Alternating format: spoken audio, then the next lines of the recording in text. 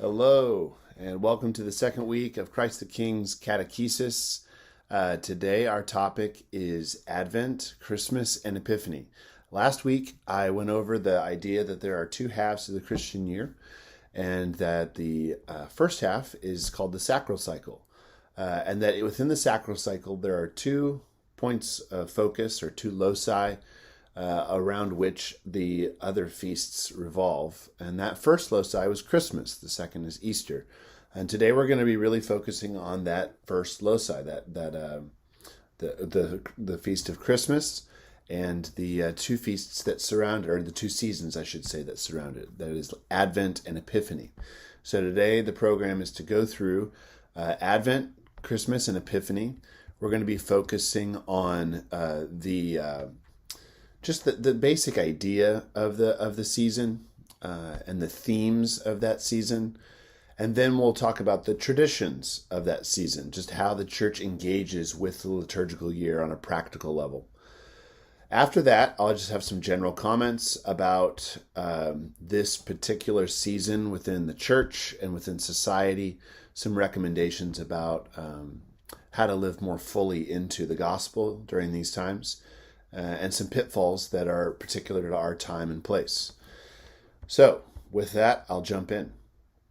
There's a lot of content today, but first, before I get started, let me apologize that this video is a little late in coming. I am a little behind on getting these classes prepped, and with it being launched last Sunday at Christ the King, this just did not get done. Monday, I spent most of the day preparing this outline and resting from the day. I'm sure you guys were tired too. So I hope eventually to get more ahead, that I can record these even in advance and then post them, like on time. That'd be great. But I appreciate your patience. All right, Advent. The theme of Advent is we are preparing for the coming King. The theme of Advent is preparation.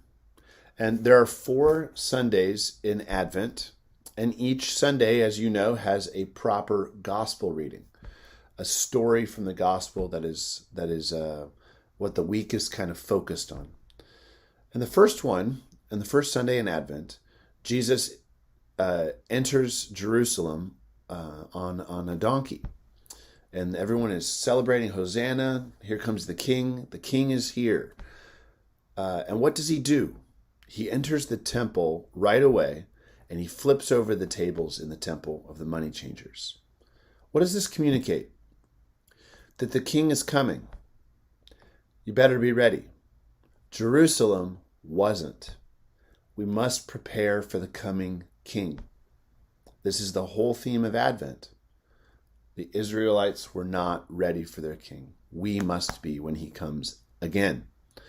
And so Advent has this kind of dual reality. On the one hand, we live into the story of those who waited for the first Advent, which is the incarnation, even as we focus on our own situation of those who wait for the second Advent, the second coming of Christ at the end of time.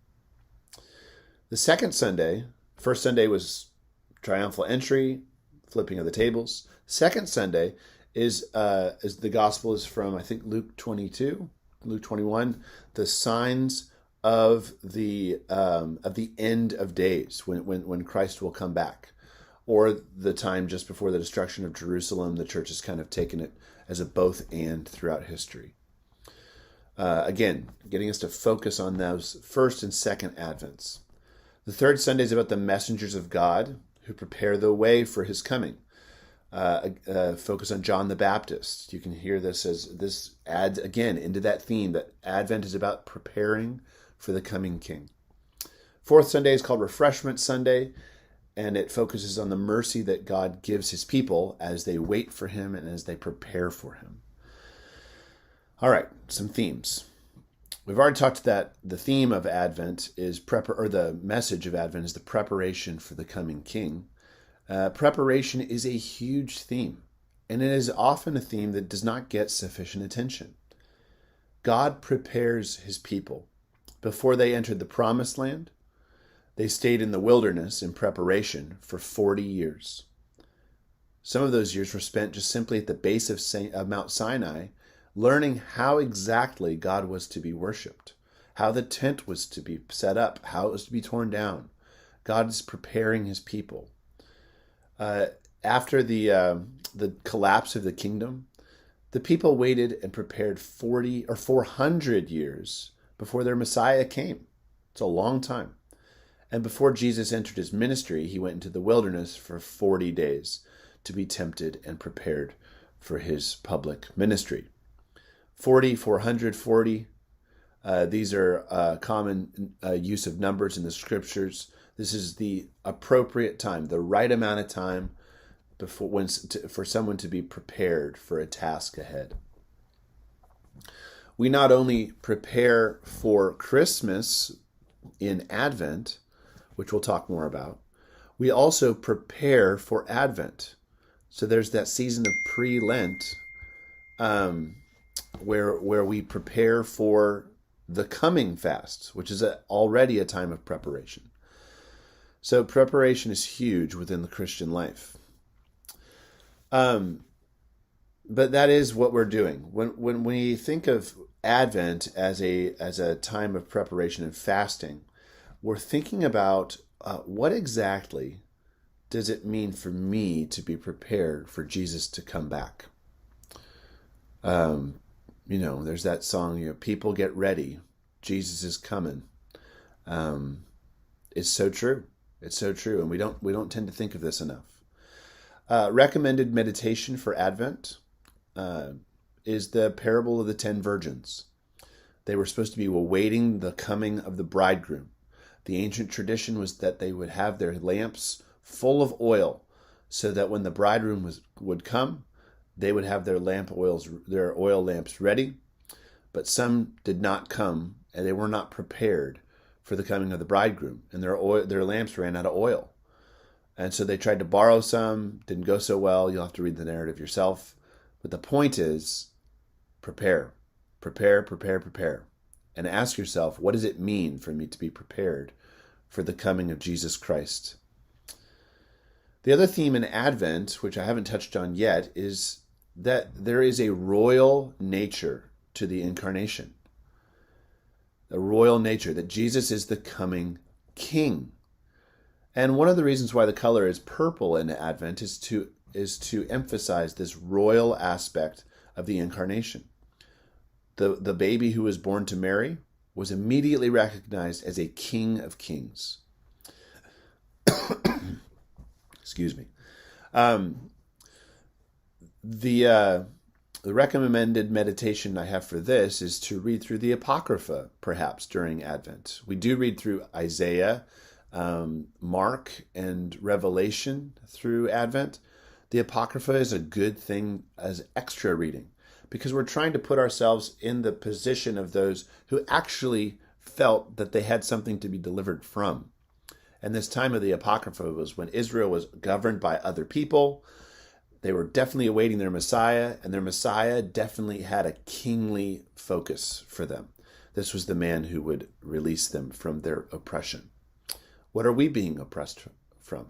How are we supposed to be delivered? From our flesh, from the world, from the devil, from injustice in our society. This is a time for us to focus on that and to ask the King of Kings to come and deliver us. O come, Emmanuel, and save thy people, Israel.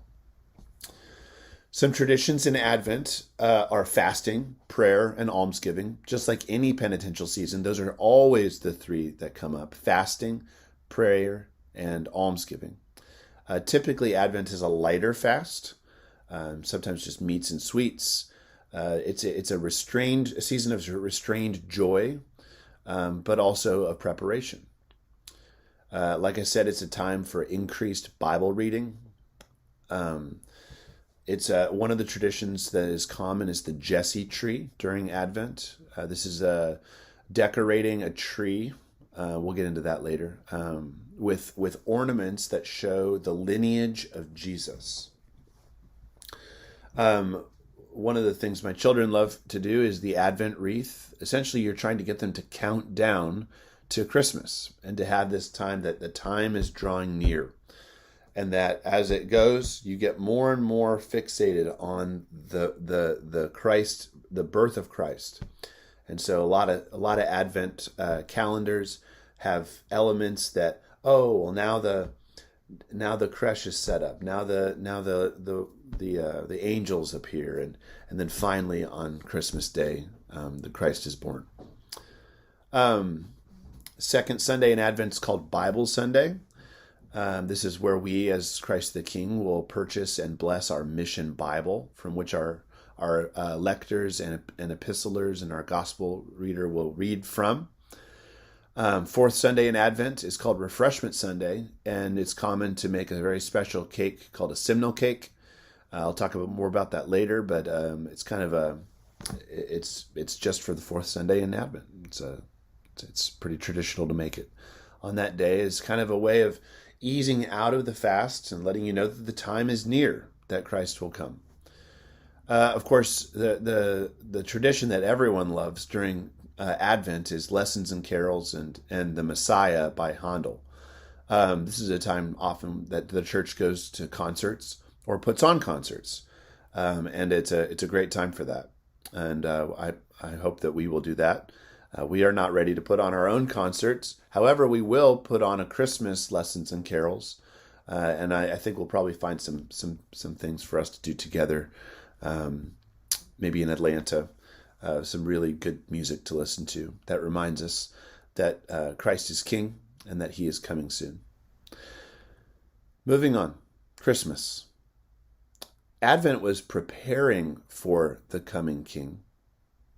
Christmas is receiving King Jesus. Receiving. The reception of the King. If you think about the story of Christmas, Mary said yes. She said yes. Joseph said yes. John the Baptist, by leaping in his mother's womb, Elizabeth and Zacharias said yes. The shepherds said yes. But Herod and, quote, all Jerusalem said no. Are you going to say yes to the King is the question of Christmas. The image that I would like to give you is of a woman who is pregnant.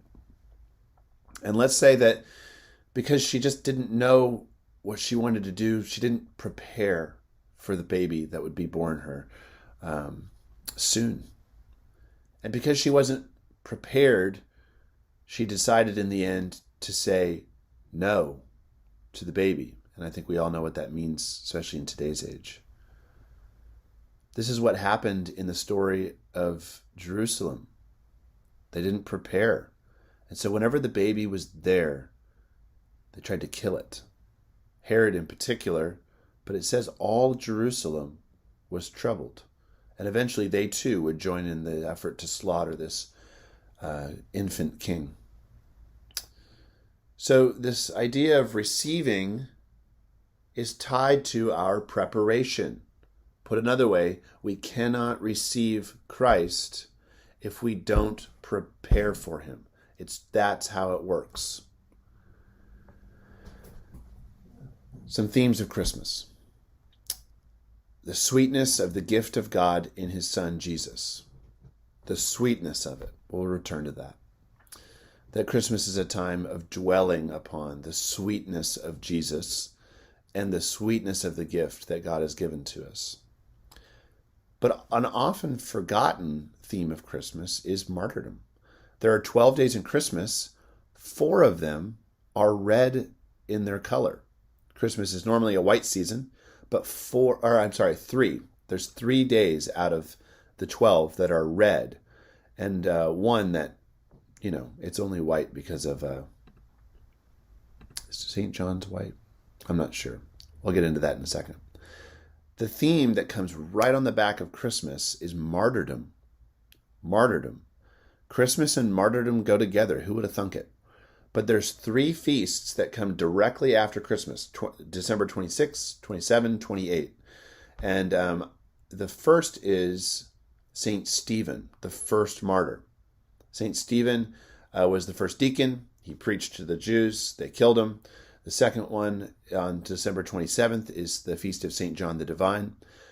He was not martyred, but we consider him a white martyr because he gave his whole life to God and died in old age of and that this idea that the giving of your whole life is in a way a martyrdom.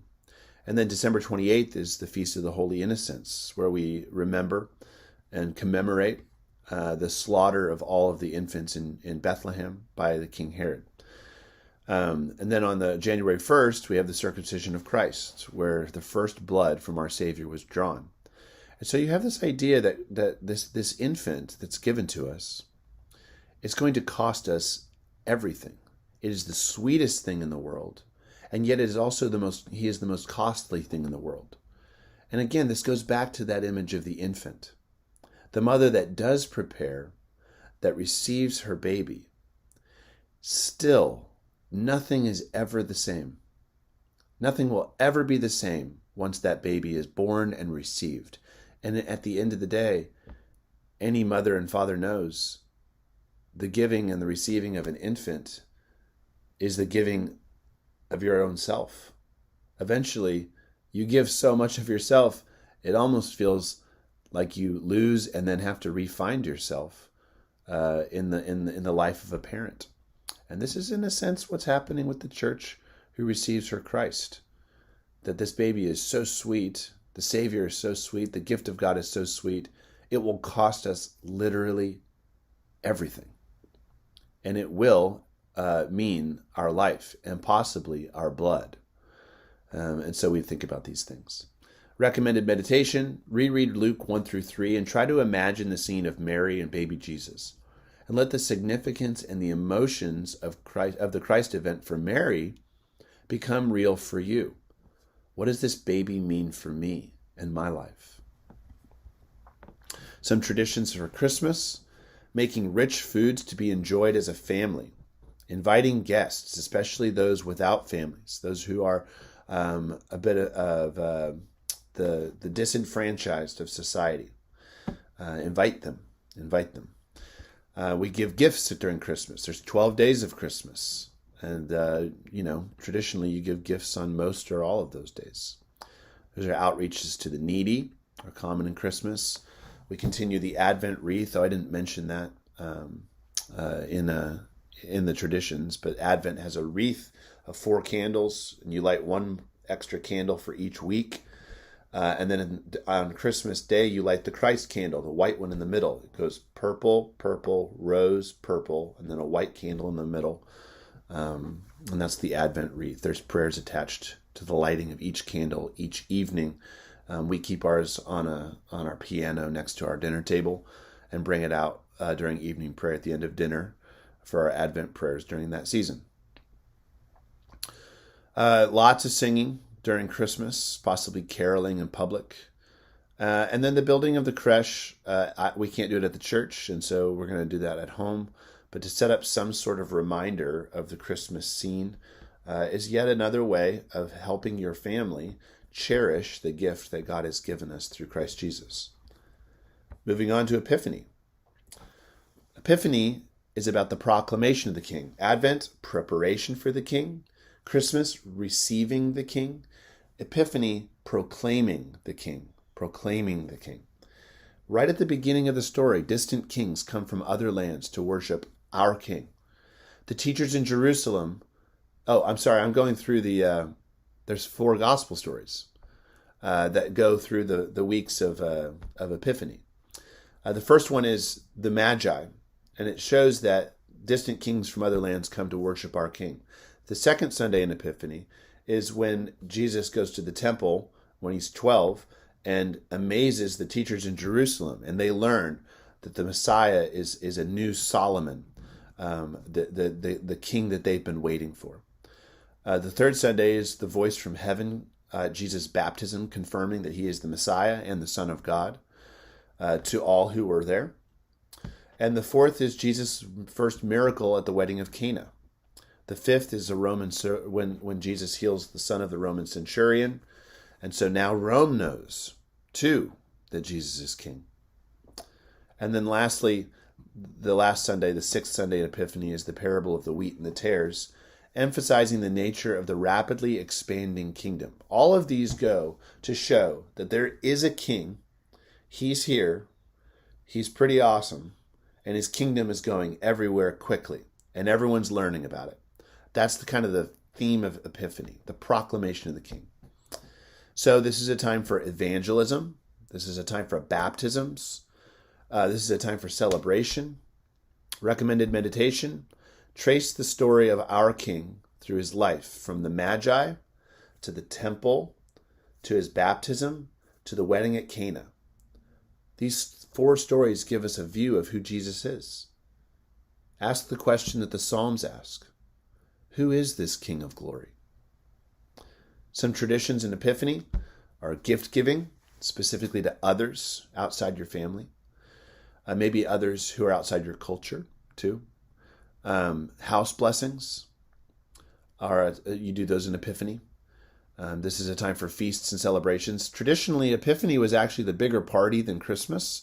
But because of end-of-year sales, Christmas has become kind of the more emphasized feast within our capitalistic society.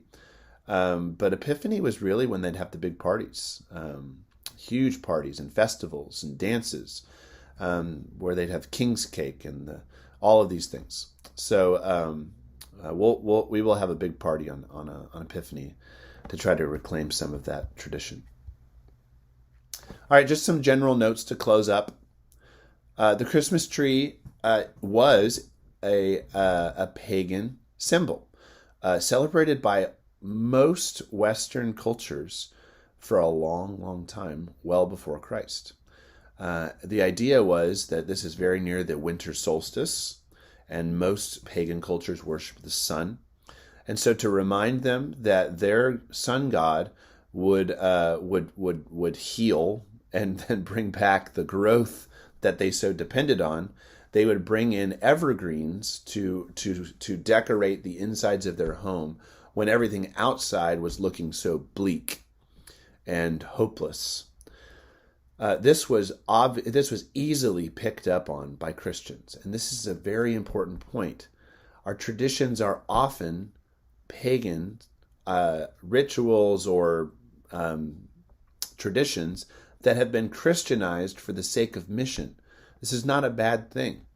Many times in paganism, they're on to themes that creation itself communicates. They were very, very attuned to what God was communicating through his creation. These redemptive themes, they understood it in part. The Christ event and the church itself understands it in full. And so we are the ones who don't need to be afraid of paganism. We are the ones who have the true and full story of that which the pagans only held lightly and in confusion. So we can clarify these things for them, and we don't need to be intimidated by these Christianized pagan symbols that now mean something very clearly fixated and focused on Christ. So I love Christmas trees. I don't think we need to be shy about them.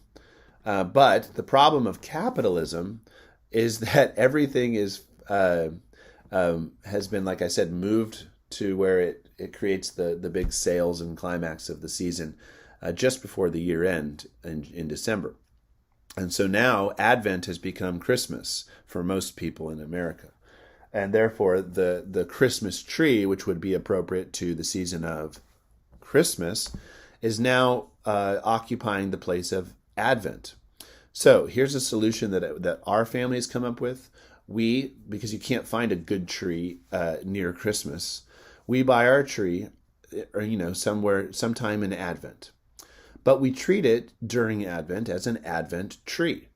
And there's a tradition of the Jesse tree. So we decorate our tree with Jesse tree ornaments, which are not very fancy. They're more instructive of what the lineage of Jesus is. And then at Christmas, we really decorate the tree, and it transitions from being a Jesse tree, although we keep the Jesse tree ornaments, to a Christmas tree, which is far more glorious and beautiful. By the way, Martin Luther was the one that brought back the Christmas tree for the church. There's a story behind that. The giving of gifts, just a general note on that. Like I said, Christmas has been highly commercialized, and the big spending spree that often comes just before Christmas causes us to spend a lot more money, but ironically to give less. And so I recommend to you and commend to you the giving of many smaller gifts over the course of Christmas and Epiphany. The giving of smaller gifts will force you to give more of yourself rather than your money and to spend less. So here's some ideas. You can give poems, you can give crafts that you make, you can give treats that you bake, you can give art that you create, you can give books that you love. You can give back rubs. You can create a skit or practice a song and perform it for those that you love. In our previous parish in Dallas, they had an artisan fair where all those who were good at creating these beautiful things would make it. And so if you were going to buy something, you could at least buy something that someone that you knew and loved had made for someone that you knew and loved. And you don't have to give all of your money to corporations who are offering a service, but I don't think one that we need as a church. Just wanted to point out that the scream of Christmas capitalism prevents the following things. It prevents the preparatory nature of Advent. It prevents the cherishing tone of Christmas. And it prevents the evangelistic movement of Epiphany. Christmas is a time when we stop. When a baby is born, the time after that baby is born is not busy and rowdy. It's generally restful and quiet. And if there is a party and a celebration, there's a constant attention that we wouldn't want to do anything that would disturb the preciousness and the sleep of that infant. And so it has a tenor to it, Christmas season. And Epiphany is when the baby's older, less vulnerable. Now we can bring people in. But that Christmas season is about cherishing the gift of our Savior. This one's, I think, important for our time. The focus on the Romans road, which is a great message, and one more focused on the Easter season, oftentimes excludes some really important themes. The Romans road really doesn't emphasize the royal king coming to rule his kingdom in Advent. And so the focus on Advent reminds us that Christ founded a kingdom and that justice is a mark of that kingdom. And that often doesn't come through with just a simple Romans road presentation of the gospel. The Romans road oftentimes excludes the theme of the sweet infant, which ought to be adored, the adoration of Christ. We focus often on what Jesus did for us, but less so on how lovely and precious he is to us. So that one of the other themes that is often excluded with the Romans road type of focus is that evangelism is just as much about the proclamation of salvation, the conviction of sin, and all of these things. It's just as much, though, about the joyful celebration of what Jesus has done, about confident acts of dominion, like house blessings. Those also communicate the gospel. So those are just some things that I think that a focus on the particular gifts and themes of these three seasons can actually add to our life within the gospel, that the gospel is a little bit more full than the Romans road. I want to remind you that Advent is the liturgical new year. It is generally a time for you to revisit your rule of life. I make a recommendation that you schedule an appointment with one of our clergy to discuss your plan of attack for your spiritual growth during Advent. It's also a time when the church plans her budget and ministry, and so we will have a pledge drive where you'll commit to what tithe you will give and when you'll give it and how you'll give it and this tithe again of time, treasure, and talent for the year. So this is the time when we sign up for new ministry teams, as well as look at our finances and find out what is the mission of Christ the King going to look like? How are we going to contribute to that so that we can make our plans better? We'll also have a good party on New Year's Day, which is the first Sunday in Advent for the liturgical year. Whew, that was a lot of content, and it's just over 30 minutes on the video. I wanted to say that this season is also, for us, going to be a season of rest. Instead of focusing on continued growth, we're going to solidify the growth that God has given us. So we're going to really lean into the deep traditions of these seasons through at-home liturgies, just very much like we did in Easter. We'll still worship together on Sundays, of course, and we'll still continue to do cell groups, but there's going to be a decrease in outreach activities and big Sundays and all these things, so that we can focus on what's most important, which is Christ, preparing for him, receiving him, proclaiming him to the world that needs the gift of his salvation. Thank you for listening, and again, I'm sorry this video is late in getting out. God bless.